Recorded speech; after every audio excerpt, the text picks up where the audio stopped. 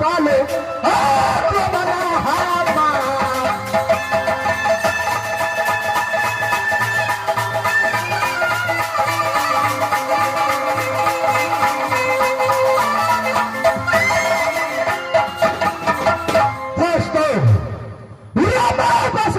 काशी घाट को जो हरि यादव के बेटा कहे गोदी छोड़ो ना महबूब दुनिया को जो छूटे जिस दिनों से काशी घाट को ठिका लिया उस दिनों से मैं दोनों वाला है उसको सबसे पहले आज एक हफ्ते से एक भी लाहौस नहीं आया है। सबसे पहले तब तक मैं चलता हूँ सैला भट्टी पर शराबियों में और उसके बाद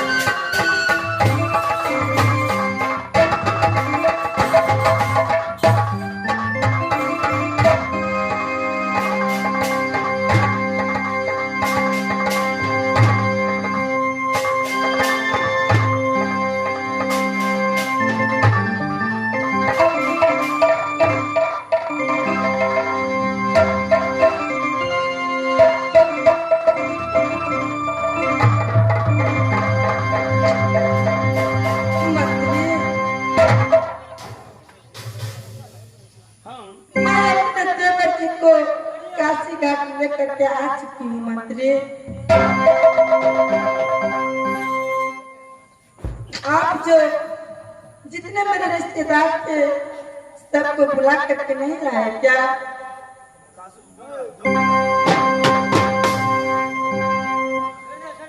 ये बात तो सही है। हमारे काशी घाट को जो डोम चल रहा है अभी तो काशी घाट पहुंच गए हैं, समझना पड़ेगा, लेकिन वो पता करना पड़ेगा।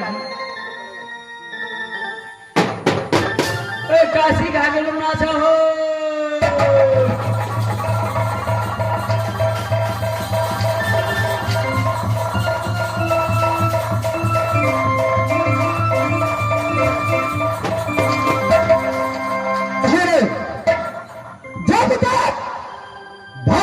भट्टी पर शराब पीने चले गया तो काशी घाट के अंदर से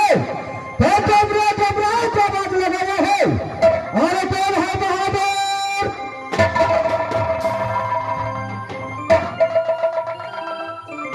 अपना काशी घाट में आकर पूरा पहला फटक की से फुर्सत न रही बहादुर तुम तो जानते हो जब तक काले डोबरा शराब नहीं पीता है तब तक कोई काम नहीं करता है। सबसे पहले बताओ इस बात कौन आया है? इस समय अभी जो है ना एक मुर्दा आया है, एक नहास आया हुआ है, एक मुर्गा आया है। बहादुर तब तो भले मालूम जानते हो काशी घाट के क्या नियम है।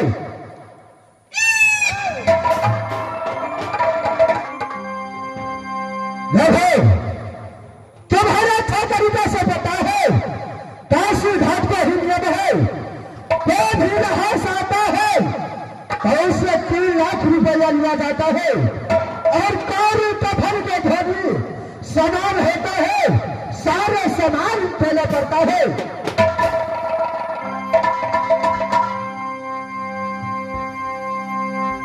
एक अपना घाट में काशी घाट में जो है एक मुर्दा आया है, 2 लेडीज है, ढाई कम रहा है। ये तो न करोड़ की बात दिक्कत की बात है। बहादुर उससे जाकर पूछो कि कहां से नहास लेकर आए हो, कहां पे रहने वाले हो? क्या के जानता है, इतना समझते नहीं है। अशोक पूछते हैं कहां से ये नहास आया है।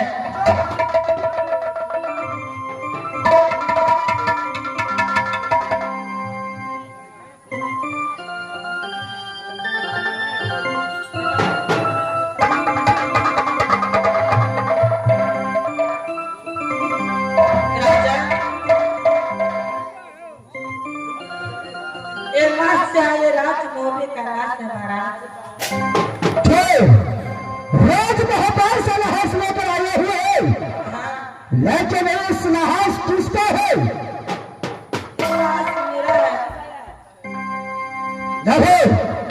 काशी घाट का ही नियम है, जब नहास लेकर आए हैं तो काशी घाट का नियम है, नहास चढ़ाने पर 3 लाख रुपया और कारी कफन लिया जाता है, और उसका लाभ महाराज इस वक्त में पैसा लेकर के नहीं आई हूँ। अगर पैसा लेकर नहीं आए हो तो चलो काशी घाट से। ऐसे मत कीजिए महाराज। जितना ही बोलता है उतना ही करो।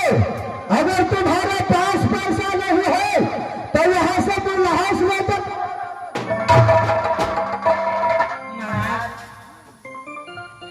ऐसी बात नहीं बोली महाराज, मैं राजमोहन से इस लाश को दाह करने के लिए आई हूँ।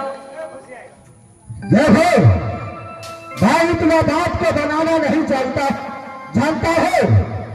अगर जो नियम है काशी घाट को वो तुम्हारे पर नहीं होगा, उसके बाद यहाँ चला सकता है।